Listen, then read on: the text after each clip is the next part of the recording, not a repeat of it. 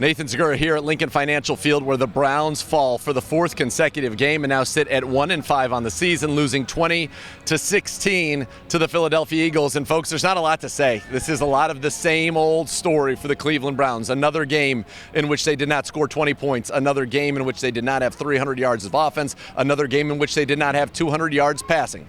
And another game, unfortunately, in which they lost here. The Eagles jumped out to a 10-0 lead, but the Browns clawed back. They got a field goal from Dustin Hopkins, and then Myles Garrett, shades of Indianapolis a year ago, leaps over the center, blocks a long field goal from Jake Elliott. Rodney McLeod picks it up, takes it to the house. And so all of a sudden, the Browns thought they were going into the half down 10-3, 13-3, or worse, and then it was 10-10, and you felt a little momentum. The boos were raining down here. By the way, Rodney McLeod scoring for the second time in 3 weeks, and one of those crazy stats that isn't so great. Rodney McLeod now is tied for the team lead in touchdowns, and as you know, he plays defense, and that speaks to what's going on the offense. Not a single touchdown today. They got a defensive touchdown and ultimately 3 field goals from Dustin Hopkins. He would go 3 for 4 on the day, missing one from 50+. But the Browns, again, self-inflicted wounds, and I'm going to take you into one series that basically sums it up.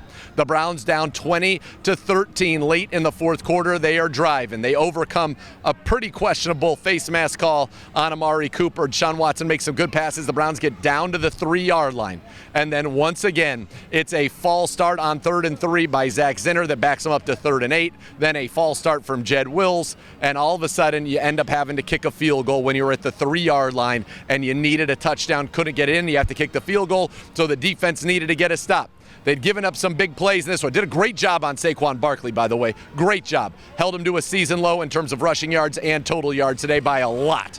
But they gave up a long touchdown to A.J. Brown, and they gave up a long catch-and-run touchdown to Devontae Smith. They failed to turn over Jalen Hurts, who had turned the ball over in 9 straight games. So the Browns down 20-16, all 3 timeouts. They just needed to get a stop, and they could not get it. Jalen Hurts finally putting the nail in the coffin with a long pass, a shocking one that they threw it down to A.J. Brown, and then they took 3 knees, and it was over. And for the Browns, it's going to be a lot of the same story. Not enough on offense, although Deshaun Watson was much better in the second half than he was in the first half. Not enough big plays, not enough points, not enough production, and too many penalties. The Browns were penalized 7 times today.